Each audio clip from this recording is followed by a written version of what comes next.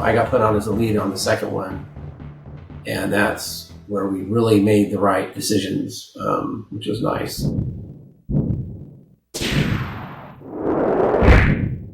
The idea was to just convert the code line by line and build the multi-processing system so it would work on the Super Nintendo, which of course is a different language of assembly. Finish.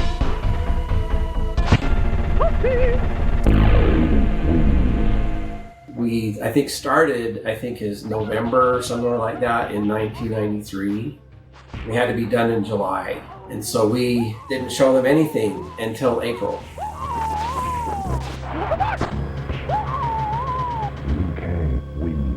We just got our first pass of Mortal Kombat 2 for the SNES. Wow.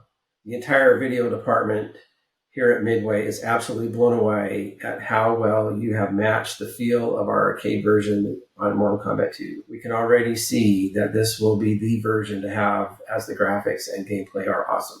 So we just continued down that road, got the game done on time, and it scored really high. I have some magazines, I gave it 5 stars, and it was a nice project. I did think that it was done a lot better. They could ship a game that was more like the arcade, as much as we could get it anyway. Put the rating on it and not have to have green blood.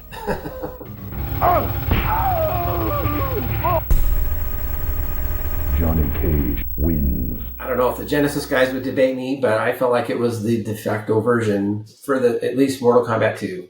In the ongoing debate that still sort of seems to rage on up to the present day, like between the SNES version and the Genesis version.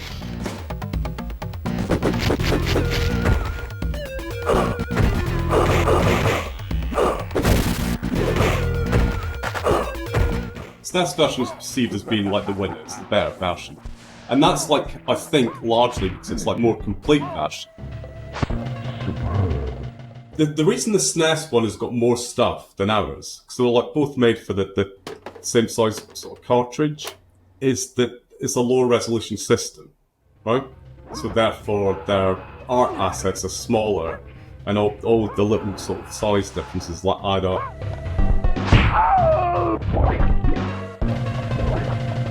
Jax wins.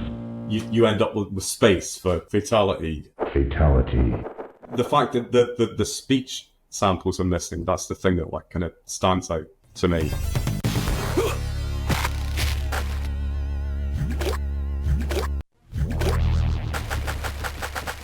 The way I got the Genesis version is a little bit sort of convoluted. Basically, Paul had done the first one, Paul were offered the second one, and they offered it to Paul, which is kind of logical sort of thing to do, and Paul turned it down. Idiocy, stupidity. At the time I was offered it, I did think that actually MK2 wouldn't ever come out, that it would be banned. There was a bunch of people in the studio kind of talking about violence and talking about this game, and so I didn't particularly want to spend all that effort on a game that then got banned. Hindsight's a wonderful thing, isn't it? So then they offered it to me. Right? And I'd never done any Mega Drive stuff before. They used to think of this a cooperative multitasking system. It's the first time I'd ever kind of come across it. And once I kind of understood it properly, I loved it. I thought it was fantastic. Basically, I ripped it off. But every game that I wrote subsequent to that, I used that system.